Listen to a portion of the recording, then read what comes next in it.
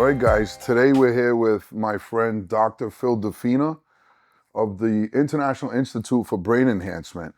One of the things that I found to be very passionate about is helping local heroes that make a sincere impact on society. And as I became good friends with Dr. Defina recently, really admire and respect the work he does, for veterans, for patients of all different levels, and what he really specializes in improving brain functions. And I'm no expert in that field at all, but what I found is, it's really important for us to tell his story so that it gives our audience a chance to understand what Dr. Phil does, what he does here clinically, and how he makes an impact on society. So, Dr. Phil, if you could just kind of tell us who you are, act like I'm not here, basically give your name, what you All do, and kind of start from the basics, and then right. we'll just play with it.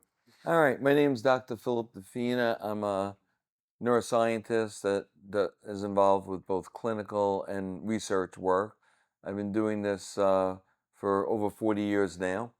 And I've been involved both as a clinical researcher and clinician at major medical centers. I was a professor at NYU School of Medicine. I was involved with the Brain Research Laboratory and was also a professor at Mount Sinai and Elmhurst Hospital in Queens. And currently, I'm also involved on the faculty here with Nova Southeast, which is part of the both part of the medical school and the PhD program. I'm actually in the neuroimmunology department at Nova.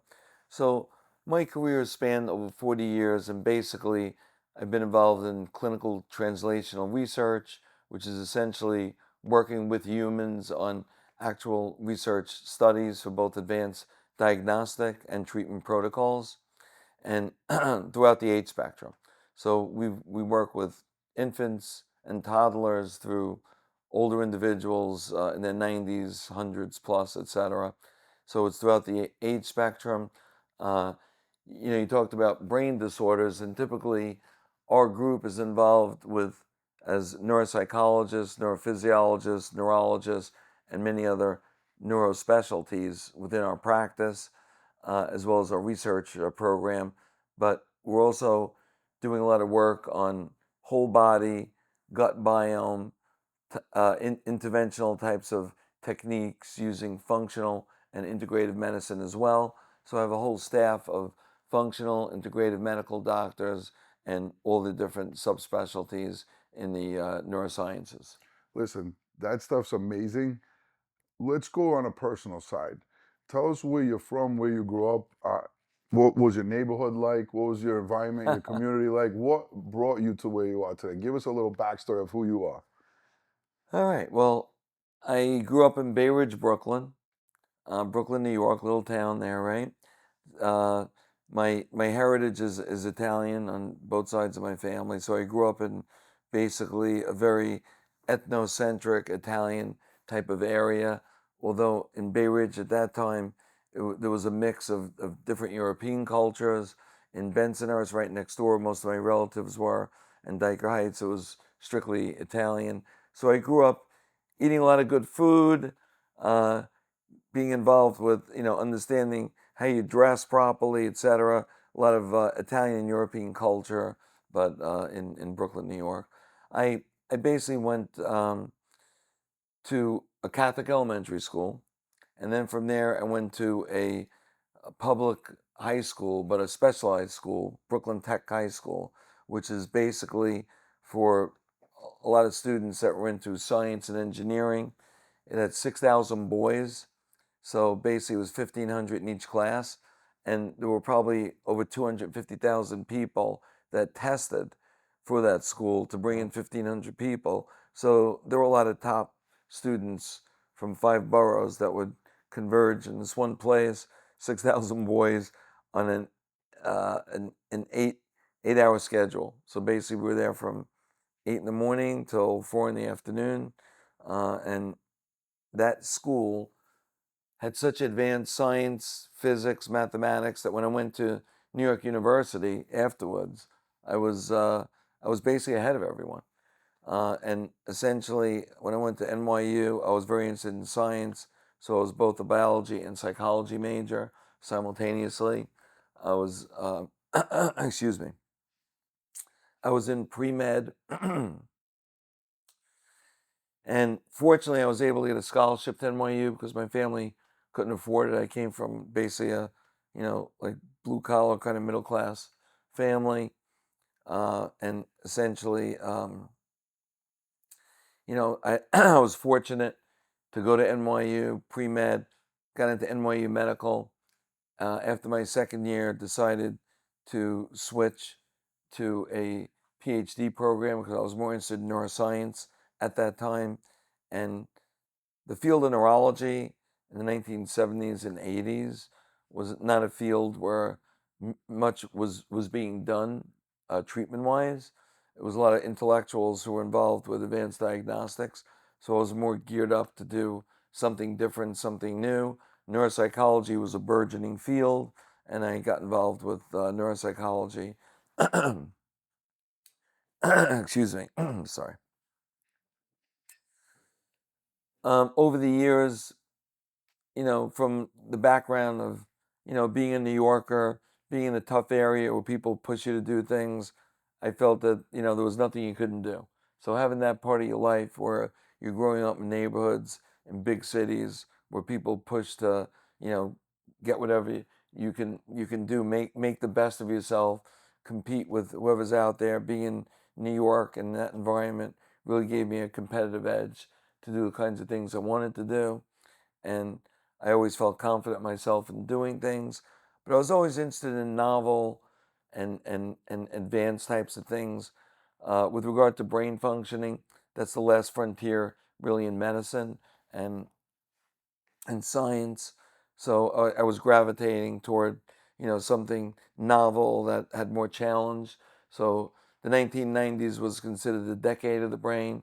2000 is considered the millennium of the brain, and I sort of really was infatuated with understanding the complexity of brain functioning and looking at the significant impact of brain disorders, both psychiatric and neurological disorders, being at NYU School of Medicine, and then eventually being a neuropsychologist at Mount Sinai and Elmhurst Hospital. I was able to see a lot of very complicated brain injuries, neurosurgical cases, neuropsychiatric conditions, and that background, um, doing an internship at NYU Bellevue, uh, was very important in, looking at the complexity of the brain, the difficulties people were having in recovering from brain disorders really was a challenge to me. So I really was geared up and, focused on doing something more challenging in science and medicine. I also spent part of my career in the military. I was in the reserves in the Army. I was in the intel area in the Army. I wanted to do something different in the reserves than I did in my daily life. But eventually, I did go on active duty, and I spent 4 years on active duty, working in the uh, you know special operations arena of the intelligence, supporting our uh, you know basically our top tier uh, types of soldiers like Army Rangers, Green Berets, um, U.S. Army Delta, things of that Did nature. you work as in the medical field in the army? No, but I brought it with me, and they knew my background. Um, I was already a PhD neuropsychologist when I went into active duty, so they were happy to see that I brought a lot of background in the healthcare, psychology realm that would be helpful for doing work in Army intelligence. So Sure. that basically was an important factor in my job, but I wasn't working specifically in healthcare. Sure. I have a question. So, if you could go back, all the way back, and start the journey again, would you choose a different path or field of study? Actually, I neuroscience to me is like a labor of love. Um, the one thing that I thought about was doing functional neurosurgery, which really came about much later than when I was being educated. But today, if I was involved, I might do an MD, PhD, and potentially get involved more with functional neurosurgery, doing and combined with neuroscience. But I'm very happy with the work I'm doing. I have a lot of MDs and PhDs that I've trained and work with me. And I think, having the different expertise in the different subspecialties of neuroscience is very important.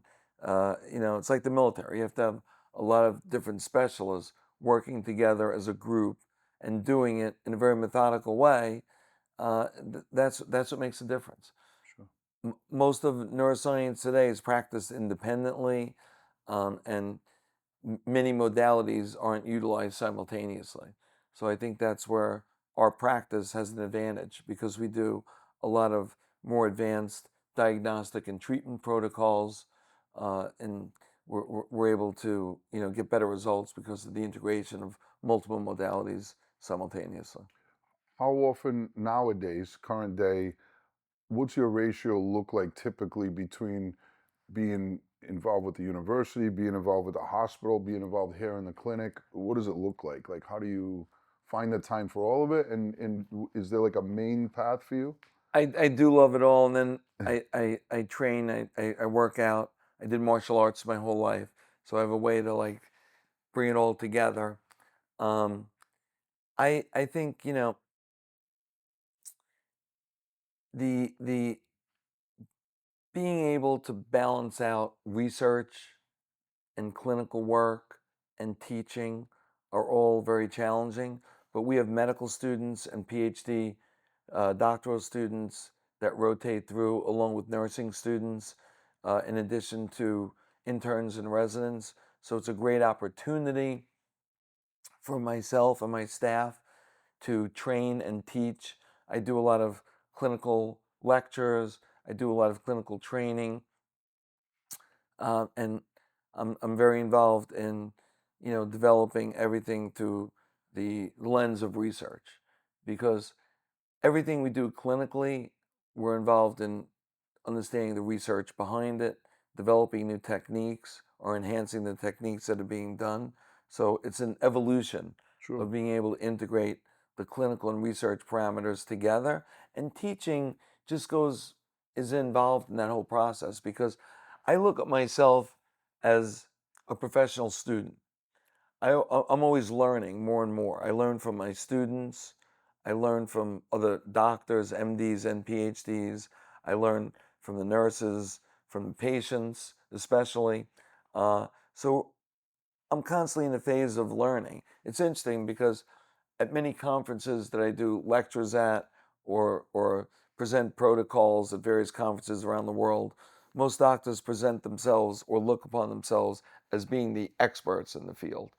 And I think, certainly the educational background, clinical and research training I have gives me a lot of information, but what we know about the brain is so limited to what we need to know. And in the future, as we're learning more and more, we're only starting to scratch the surface Wow. of understanding brain functioning. So to me, I find myself being a student. So that question I really like because I'm fortunate to have a research capability, a clinical capability, and a teaching capability because it's all part of a learning process Right. for both myself and all the individuals involved. That's really amazing. And I think it's better for the patients Sure. in that way. And would you say that that may differentiate you in your field of study from, let's call it, a modern medical standard of care, where I think from my observances is a lot of doctors who are kind of trained to be sheep and just go with what they've been taught and just throw pills at people and a standard level of care. And I kind of see something different here. Could we speak to that a little bit? Absolutely. So, in the different fields of medicine, there's general consensus as to what should be done. So there's very little distinction or difference between many medical centers. They're all essentially within the same realm of diagnosis and treatment. There may be a little bit better component at one medical center than another, but they're pretty much uh, similar. What we do is we look at the individual, the intra-individual differences, the genetic variability of the individual, understanding all of these components of the psychology of the individual, the genetics of the individual, the familial relationships of the individual, the disease processes, the diet, the exercise, or lack thereof. All these components make that person unique. And understanding the uniqueness of the individual is important in understanding the uniqueness of the interventions. So we take that individual and we understand their brain functions by doing specialized neuropsychological testing, specialized electrical and magnetic brain mapping, and other types of uh, advanced blood work and genetic testing, etc. So once we get a look at the more essential components of multifaceted diagnostics, where you get a better understanding of who that individual is. The disease itself does not become as important as the person, in my mind. So essentially, you could have 100 patients with a specific disease, whether it's multiple sclerosis, whether it's a certain form of cancer, uh, Parkinson's, Alzheimer's, etc. The uniqueness of the individuals with those diseases needs to be understood because it's very important in designing a unique protocol for them. Wow. So the protocol that we have is called non-invasive neuromarker guided neuromodulation, which is a mouthful. And essentially what it means, non-invasive, is we're not going in neurosurgically, we're not really doing things that invasively, we're doing things to change or modulate three aspects of function: electrical, magnetic, and chemical. The entire body is electrical, magnetic, and chemical. But when you look at the brain specifically, the electrical circuits give rise to a magnetic field, and the complex chemistry of neurotransmitters and neurohormones and all these, billions of chemical reactions taking place in the brain are occurring in light of this electromagnetic field and as a result of the electromagnetic field. So electrical input changes magnetic input, changes chemical input. So the interface between chemistry, magnetism, and electrical circuits really needs to be understood as a dynamic interface. And luckily, my training at Brooklyn Tech High School was geared more toward engineering and architecture. And it made me understand a lot about engineering and architecture and mathematics, which I didn't think was useful at the time. But later on, in getting involved with imaging, in the 1970s, you have the CAT scan coming on board. 1980s, you have the MRI. In the 1990s, you have the PET scan. I was involved at all phases of when these new technologies were introduced and became a part of getting involved in major research studies where we did a lot of imaging with MRI, structural MRI, specialized MRI spectroscopy, fMRI, functional MRI, PET scanning, etc. In fact, at NYU School of Medicine, I was involved with the first study utilizing PET before it became available to the public. Wow. We had a study with New York University and Bellevue Hospital in psychiatry to try to understand schizophrenia. And we had the PET scanning machine was at Brookhaven National Laboratory on Long Island. So we partnered through the NYU Bellevue Medical Center and Brookhaven National Laboratory and did the first study on schizophrenia using the eyes of PET and looking at glucose metabolic activity in the brain. That was the first study that came out to understand the functional aspects of imaging in relation to a psychiatric diagnosis that's complex, like schizophrenia. Other medical centers later on replicated the studies we did and confirmed what we did, but we were the first to actually study schizophrenia Wow. using the eyes of PET, positron emission tomography. So it's very interesting because growing up and having those experiences at Brooklyn Tech High School and the kind of courses I took at NYU, really being unaware of it helped to prepare me later on by having the diversity of background in engineering and architecture, et cetera, with regard to the imaging Sure. technologies that came about. And one thing I didn't talk about earlier, you were saying like growing up and what you were doing. I was always sort of like a science nerd, although I played sports.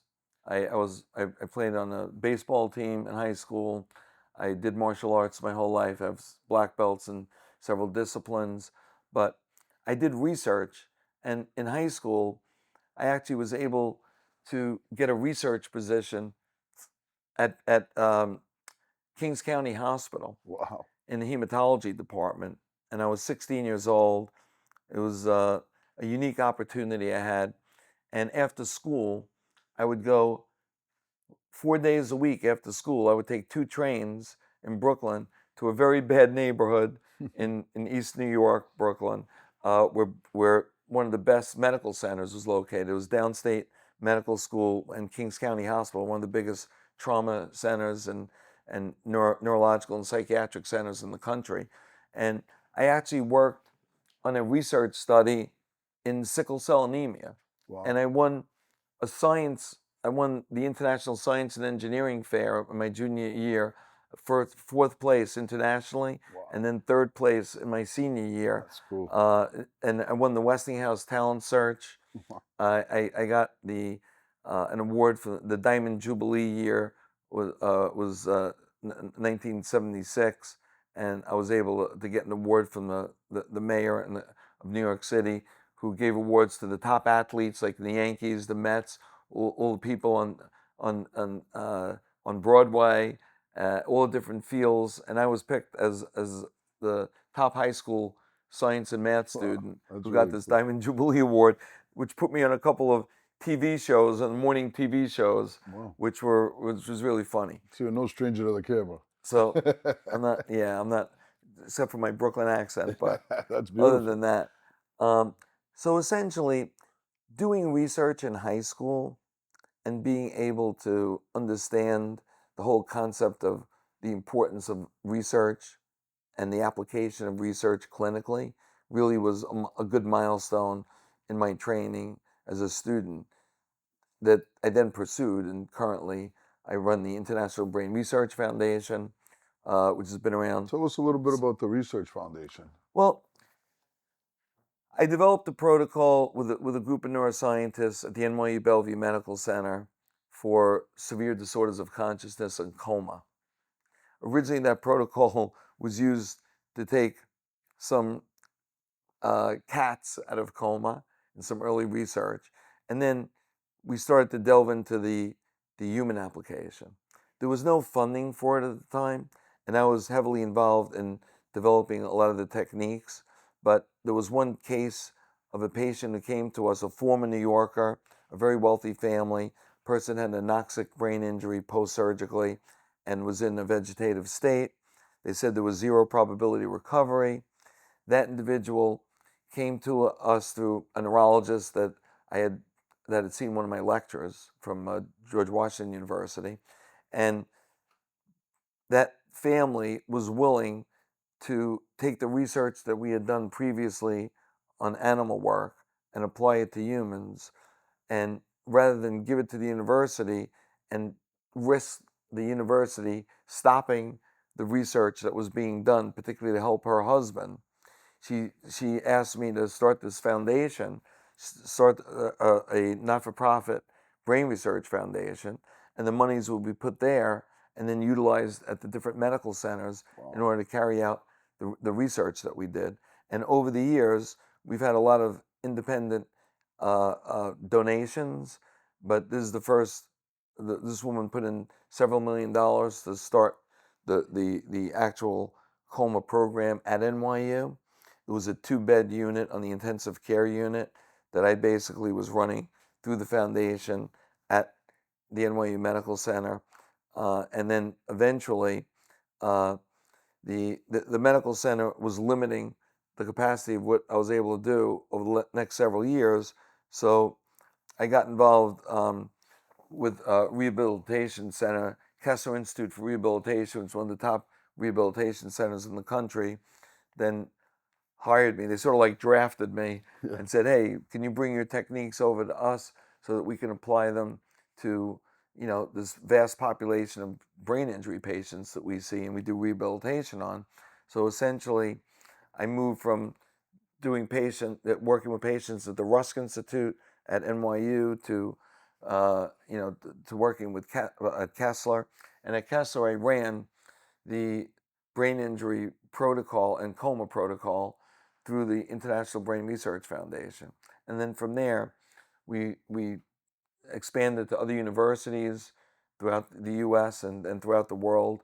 And I have over 600 MDs and PhDs that have been involved in a lot of the research studies through the foundation with, tens of $1 millions of grant money. Let's stay with the foundation for a minute. I want to hone in on the specificities of how can we help raise awareness and raise funding for the foundation. What is the real world use case for the foundation? Let's talk a little bit more about that, Well, like the nowadays. foundation is a 501(c)(3). It's a not-for-profit, so anyone who donates obviously would get a good tax break, and they'd be helping people. I mean, the money goes toward helping people doing research, both clinical uh, uh, interventions and research. We develop new diagnostic techniques. We develop new interventions. All of our coma protocols and protocols for severe disorders of consciousness, which have had FDA review and phase 3 approval for, have come through the International Brain Research Foundation. So for individuals that are interested in helping people with traumatic brain injury, with coma, vegetative state, that's an area that's really neglected, and brain death. So I have a lot of literature that I've developed, articles that I have in peer-reviewed journals, lectures I've done throughout the world on severe disorders of consciousness. We're also very active in neurodevelopmental disorders and throughout the aging brain. So from little children with autism spectrum, with learning disabilities, with neuropsychiatric disorders, and other developmental disorders, our Brain Research Foundation is very active in developing new techniques. We've helped so many children on the spectrum, and so many children with severe learning disorders. I wrote a series of books on the neuropsychology of reading disorders, the neuropsychology of math disorders, the neuropsychology of written language disorders. My book on reading disorders became the #1 publication that was backed by the international the I'm sorry, um, the school neuropsychology division for school psychology selected my Disorders of Reading book, the neuropsychology Is that of, like dyslexia? yeah, the Okay. neuropsychology of reading disorders really has to do with dyslexia. Okay. And school psychologists have a division of neuropsychology, which I helped develop for the Wow. school psychologists. And that was considered by the school psychologists as the best publication of the year for dyslexia. And Wow. then learning disability teachers throughout the country started to find out about the book, and I started to do seminars for different school systems throughout the country in developing techniques. I was a school neuropsychologist working for several school systems in various states, and I helped to develop the protocols for reading, written language, and math disorders in the 50, for the 501, uh, you know, uh, the I'm sorry, 501c3. yeah, no, that's the foundation of 501(c)(3). So let me start again. So I've developed a number of advanced diagnostic and treatment protocols for reading, written language, and math disorders. And I wrote 3 books on the neuropsychology of reading, written language, and math. The neuropsychology of reading disorders became the #1 publication for the National Association of School Psychologists.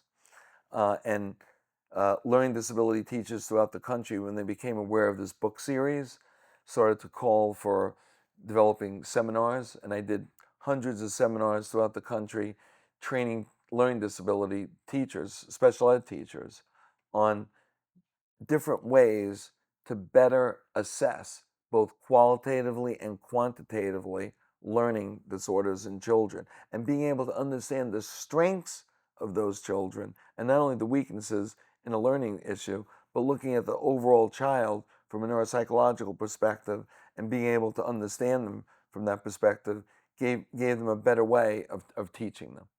So I got involved a lot with the school systems Wow. and school neuropsychology. And I became a diplomate in school neuropsychology and also have a diplomate in pediatric neuropsychology. I mean, this is all so impressive. I have to ask, from a real world perspective, if I or someone I know has someone in mind that has some sort of brain disease, brain disorder, brain dysfunction, like MS or a brain tumor or something in your world of expertise, is there a proper qualifying protocol or application for if one of these people is not wealthy, they're not well off, they don't have the best insurance coverage, but they have this problem, right? Because I know you're in the field of helping people.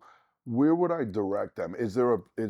I say go to this link and maybe they apply to be I, considered for as a qualified applicant for the research foundation? That's my well, thank curiosity. you. So if people look up International Brain Research Foundation, they could they could put money into the foundation for whatever their cause is. We've treated successfully and brought over 300 people out of vegetative state, coma and vegetative state, that were diagnosed and said that they would never have a chance to recover and become conscious again.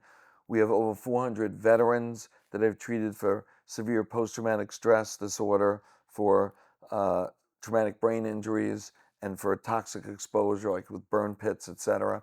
Um, we have hundreds of people that we've treated with MS and various other disorders, and children, hundreds of kids with learning disabilities, hundreds of children, adolescents, and young adults on the spectrum with various components of autism. So depending upon what someone's interested in supporting, if it has to do with the brain, we will help them, whether it's psychological or neurological, because they're all connected. So we do research clinically in those areas. We train MDs and PhDs in those areas.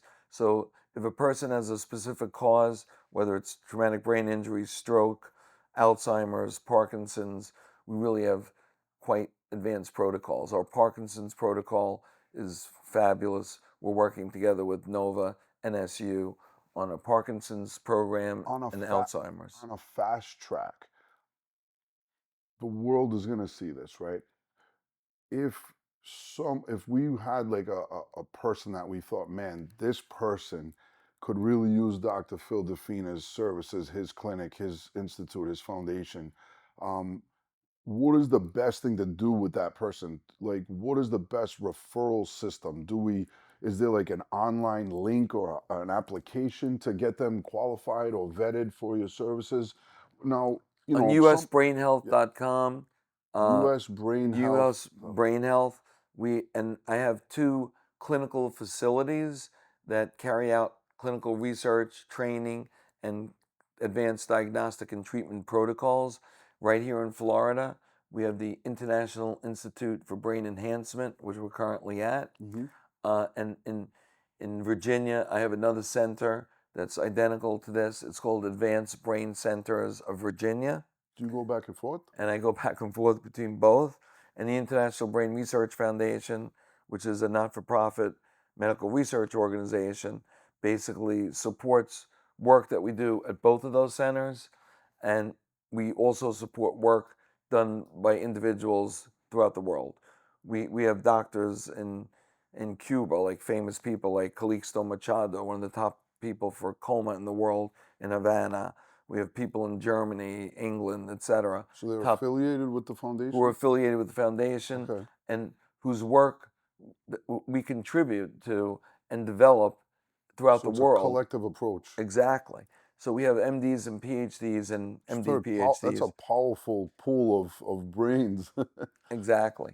We have over 600 MDs and PhDs that are part of the research consortium for Wow, the International Brain Research Foundation. that's really, really big. And we have a lot of very talented MDs and PhDs at both the International Institute for Brain Enhancement here in Delray Beach, Florida, and at Delray Beach Hospital, and at the Advanced Brain Centers of Virginia at Reston Hospital. If I have what I would think is a candidate, right, a potential patient to come here and plug in, is there any type of specific protocol where they come in and there's like maybe take us through like a mini version of the process, the 30-second elevator pitch of what they would do start to finish to see an improvement in their particular prognosis? Okay. So, depending upon what the issue is, whether it's a traumatic brain injury, a stroke, Parkinson's, etc., we would get all of the records that the individual has. We have a multidisciplinary team of MDs and PhDs in neuroscience, neurologists, neuropsychologists, neurophysiologists. So, as a team, we understand the history. We look at all the records. We do an intake with the individual and the family, and then based on the combination of all that data, then we discuss the possibility of utilizing some of our specialized programs. And at that point, it's either done through grants that we have from the foundation, um, monies that individuals pay individually because insurance, unfortunately, doesn't cover advance. And why is that? Do they not recognize Well, the advancements that you offer yet? We'll call it. it's interesting because when I talk to the major insurance carriers, they say we meet the criteria for standard of care, and the work that you and your group are doing, we consider advanced care, and we're not obligated or set up to be able to, utilize our insurance monies for that. So essentially, individuals are not able to really get many advanced care protocols through standard insurance. And oftentimes, they have to pay out of pocket or get grants or do other things. For instance, with a hyperbaric oxygen center that we have here, there are 14 conditions that are covered through insurance. None of them cover the brain. But yet, we have phenomenal results with Parkinson's, utilizing hyperbaric oxygen, with Alzheimer's, with stroke patients, with traumatic brain injury, with autism. So with cancer. So we have so many capabilities that we can utilize, which insurance companies don't recognize, and they're not part of the standard of care. Before you mentioned, doctors typically get caught into doing things with a certain way, and it's hard for them to get out of that capability, and that's true because when when physicians find out about advanced protocols that we have using electrical magnetic stimulation, hyperbaric oxygen therapy, neurofeedback for entrainment, nutraceuticals as opposed to a medication, they become confused. They say, we don't practice that way, we don't understand it, we don't recommend it. And typically, oftentimes, it's because it's a lack of knowledge Right. and training. There are some physicians who are very willing to look at what we do because we publish in very good peer-reviewed journals. So top medical journals publish our work, and our MDs and PhDs every year are publishing in major journals. So the type of things that are accepted in these journals are reviewed very carefully. So it shows that if those are accepted into these major journals, then there's good science behind it. But when you're starting something new, it takes a long time before it becomes part of regular science. Widespread adoption. Before it's taught in schools, in medical schools, PhD programs, internships and residencies. That's why the medical schools love to rotate the students through this program. The nursing students, the PhD students, they get a totally different perspective. And when they leave here, they say, wow, we've learned so much and we've seen so many different brain disorders recover with techniques that we're not ever exposed to. Right. So that's a really good thing. I mean, The medical schools at yeah, least are doing that. Well, Nova is allowing it. Nova Right. Southeast Some of them. Medical School. All I keep hearing in the backdrop of our conversation is pioneer, pioneer, pioneer. Pride.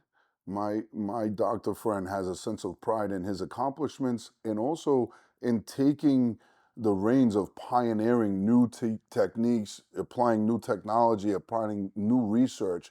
And it feels like to me you haven't stopped going for more information, picking this brain apart every which way you possibly can, bringing a collective of other brains essentially with you to say, hey, let's figure out how to go further and further and further and push the ball towards the goal. And is there an exit for you? Is there an end game? I'm so curious. This is my life work, and I intend to go down with my boots on. So essentially, I will do this for as long as I can, as old as I am, and I'll spend my whole future because it's a dedication, it's a labor of love. You know, it's interesting because as a pioneer, things are not accepted. That's right. The pioneers who started in the on in Virginia and moved out west and expanded into the countries, a lot of them had arrows in their back. That's right. And I was told by a Nobel laureate one time, just remember, pioneers, look at the pioneers that pioneered America and made this one big great country. Yeah. They wound up with arrows in their back. This is a Nobel laureate told me this. So as you're pioneering, realize that you will go through a lot of phases and you will be encountered by many groups who will not be happy with new things that are being developed. If they didn't develop them, or they're not part of it, or they're Sure. not knowledgeable of it, they're not accepting of it. Do you take that a challenge and to me, it seems like you face it, embrace it, and run through the wall? Exactly. Look, when I was in the army, we did some very challenging and very dangerous things, and I was always up for being there and doing what needed to be done in order to accomplish the mission. And here, we're looking to accomplish the mission of healthcare and being able to develop the maximum capabilities of brain health that we can possibly utilize. And that's what it's all about. Developing the new things, the new science, using artificial intelligence, being able to understand advanced computer technologies, be able to interdigitate that with various kinds of electrical and magnetic kinds of intervention strategies. Under one roof here, we have 15, 16 different electrical and magnetic stimulation protocols using different types of techniques and different tools. We have hyperbaric oxygen. We have a lot of nutraceuticals that are combined with peptides and various other things that are done both from a research and clinical perspective. So when people come to our centers, they could be exposed to a number of interventions that are combined very uniquely in order to address the illness that they have. And that capability of having multiple modalities at our disposal that we can utilize based on what the needs are of that particular patient is very, very important in accomplishing the goals that we have. It's amazing. So let me run this back to you. So here at this clinic and in Virginia, the sister company, I guess we'll call it, the twin, if someone came in that had some sort of qualifying criteria that some kind of brain dysfunction, we'll call it, and they applied or basically surrendered and said, hey, I'm here, I want to go through diagnostic. And of course, there's such an array of different things that you treat here that have to do with the brain. If in fact they were found to not qualify for insurance billing and what was necessary for their particular use case was something above what they could afford, is what I'm hearing that that's where they would essentially apply to qualify to still be able to tap into the resources that you have here through the research foundation that you've Yes. created. We don't like to turn anyone away. Unfortunately, these advanced protocols take many months. Sure. Oftentimes, they're very complicated Time, effort, and they're very energy. expensive. Sure. So, I couldn't afford to do that. Of The course. staff, I have a very highly trained technical staff. A lot of, you know, rent. We have 16,000 square feet here. We have a lot of equipment, rent, uh, salaries, etc. So through the Brain Research Foundation, International Brain Research Foundation, we're able to get funding to pay for individuals that can't afford it. And the individuals that can afford it, pay directly. We get grants as well. So we look for that type of support in order to help people. And through that support, we've been able to help so many people. So, two sides of this. One side, is it safe to say that someone who might hear this and either is a person or has a family member that they feel would be a perfect candidate for your programs and protocols, would it be, hey, sign up, either come in person or go online or whatever that procedure is to get in the door to see what they may or may not qualify for, and don't be afraid to take the first step, and for them to, like, basically participate and then see where it goes. That's So what I would think. today there were 9 new people that came in for initial consults, and I'll just break it down. So 5 of them were actually sent here through friends Referrals. who were referrals who actually went through the program. So Oh, people they knew that had a stroke, had word of mouth, Alzheimer's, had testimonial. Parkinson's, and said, "This was amazing for me. It changed my life. I met so many other people with the same disorder who improved dramatically there. Go, I recommend you to go." So 5 of the people who came today were That's through powerful. referrals of people who have gotten much better outside the box. And these people have gone to major medical centers. We're talking about major university medical centers like New York University, Columbia, Cornell, Harvard, Yale, Mount Sinai, you name it. Um, so Cleveland Clinic. So and then we had 2 patients today, 7 of the 9. So 2 more that were referred by physicians who know about our work and Wow. said, "Listen, you've gotten as much as you can get through the standard of care model at hospitals. If you see these particular individuals and Dr. Defina and his work, I think he may be able to bring it to a different level." And so they're recommended by physicians. And 2 people found us. One read an article that was in a magazine that I wrote. Another one caught us on the internet. We don't have a large marketing capability, and our internet can be built in a much more, uh, you know, way. Our our capabilities of advertising are much less I got a guy. than than we should have. But Sure. part of that is I'd never pushed the advertisement component, even though it would be very good for the business model. But I want to make sure that what we're doing, we I want to make sure that everything we do maintains the highest quality of intervention, and we're able to see people as quickly as possible, not make people wait for months and months before Sure. they can come here.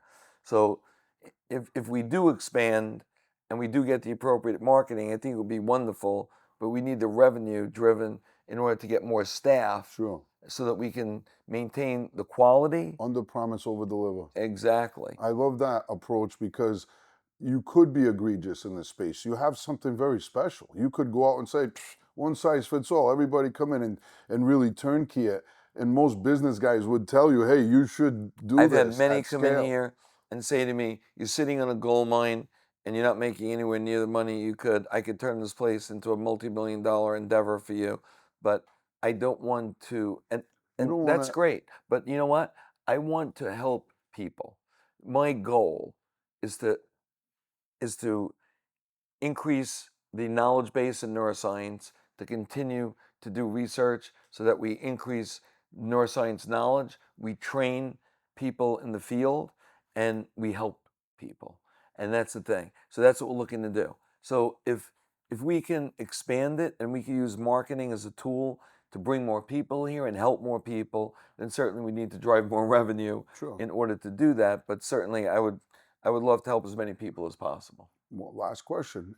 If someone in my audience and our audience, our collective audience, hears this and they feel compelled to help, to give, to contribute, is it something that's hard to do, or is it easy to do It's to very inject easy. some capital into the Um, foundation? they can get in touch with Kimberly Miller at International Institute for Brain Enhancement, who basically interfaces with all the different disorders through the International Brain Research Foundation, and she can help to look at what the individual is interested in doing for that clinical situation, and then through the foundation, she would have them either gift something through the foundation, which can be utilized at one of our clinics, and we can work things out in lots of different ways. We do fundraising events through Oh, the International Brain Research Foundation. We did one last year for the military because we never charge anyone in the military. I don't like to charge the military at all. I was in the military. My daughter's currently a military wow. officer, so fourth generation military. My son-in-law Thank you. is a military officer. Um, so basically, my dad was a World War II veteran. My grandfather was a World War I veteran. Wow. I was a veteran. So basically, what what I do for the military is for free. When they come here, they have serious needs that aren't fulfilled through the VA, and unfortunately through DoD, which has a lot of limitations. So essentially, I'm here to work with any active duty military person That's or amazing. veteran for free. Wow. But we can only do as many as we can. And We have that's over 300 veterans that, I'm sorry, 400 veterans that have gone through this program, both here and in Virginia, and in New York as well, when we had a program set up there, who have successfully gone through the program. And they are key supporters of what we do because they've seen in their own eyes through the VA, through private physicians, the limitations of where their treatment's going to go, and they saw what we can do for them here. But any group that's interested in helping any disorder, we're here to work on it. We have the, we have the intellectual capability through a diverse group of MDs, PhDs, and other clinicians that are very motivated.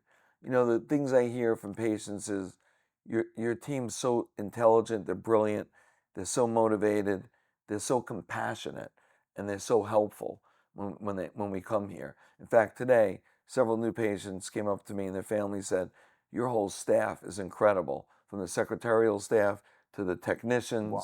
the clinicians, every single person is just so dedicated." I've seen it myself, and what a compliment to you as the leader that it trickles down.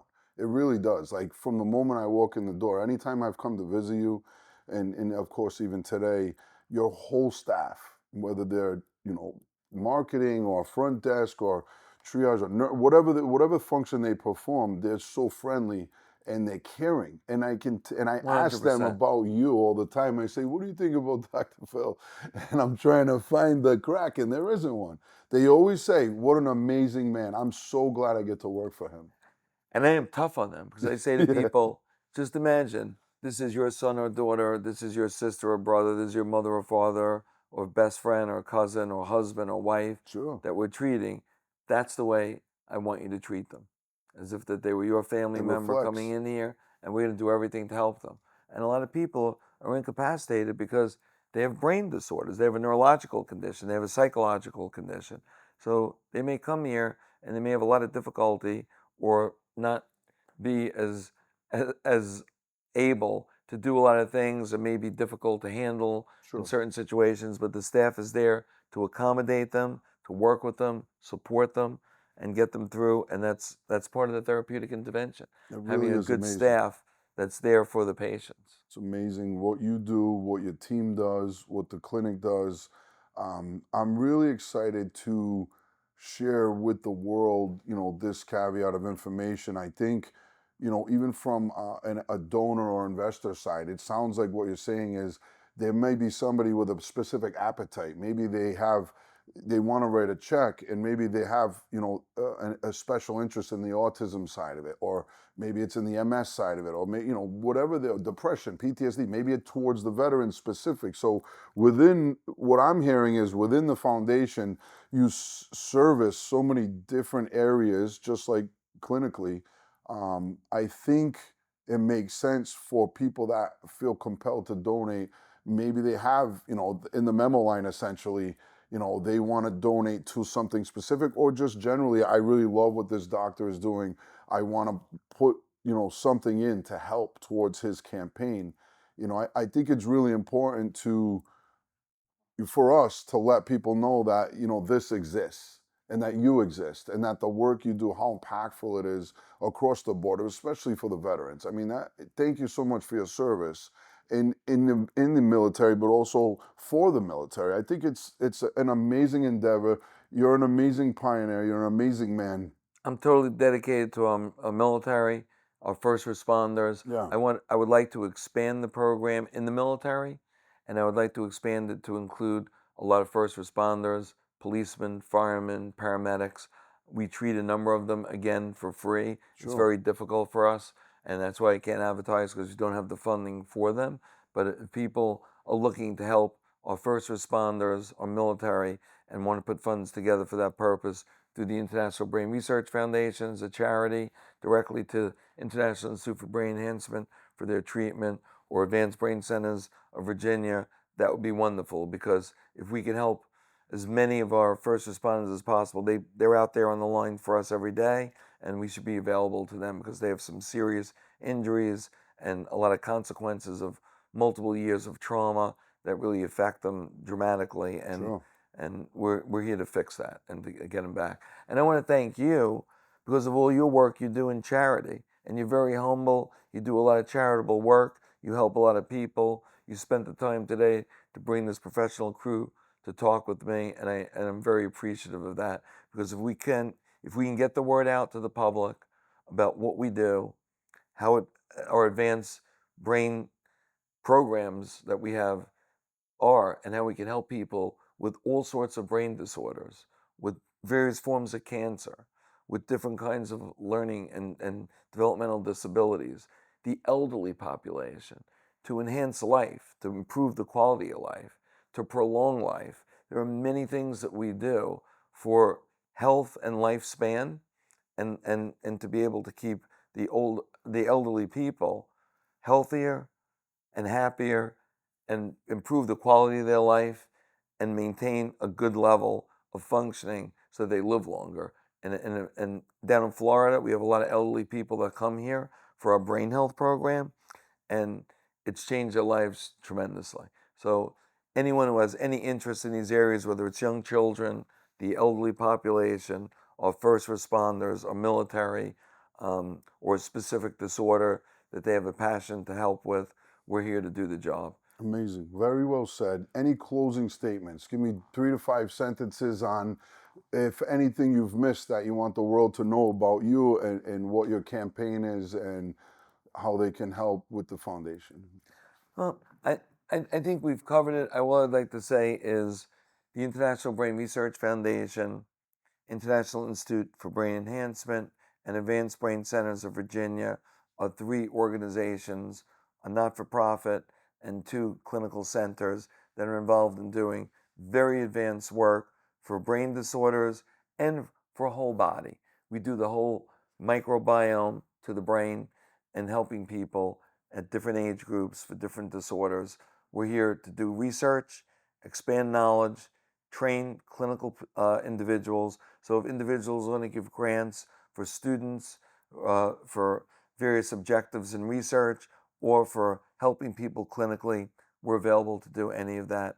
And we certainly are humbled by the fact that individuals like yourself give us this opportunity, and individuals out there are very, very helpful, as people who really love to help others, and that's phenomenal. We have philanthropists that are amazing and really come to help people, but also, when you look at various foundations, even people that give $5 and $10 towards something can help. We never really go out and market to that level, but it's important. We should be more proactive in doing that, and hopefully we will be, because we need to build more of the administrative staff from our foundation in order to go out and seek additional funding at that level. But so I'm glad you brought that up today, because Yeah, that's something that we're always seeking that's to what we're here to for. do. Listen, we're going to close this out. All I can say is thank you from the bottom of my heart for spending the time with us. just so you know, it's a labor of love for myself and my 100%. team, and we're learning. We love to learn just like you do. So it's beautiful experience. Every time I get to share time with you, I always learn from you, and I have a lot of takeaways. I go home like, wow. Same here, brother. So it's the same thing. I want to thank you and this advanced team. Dreamlux These Productions. two gentlemen from Dreamlocks Productions who set up an amazing setup here. I feel like I'm getting ready to go on a TV show. I've gone on several TV shows, and it was not more professional than this, I'll tell you. So definitely, And the Fixed Foundation. all right, excellent. And the Fixed Thank you. Foundation. Give me a. Thank you. Thank you, brother. Thank you for Appreciate it. taking the time.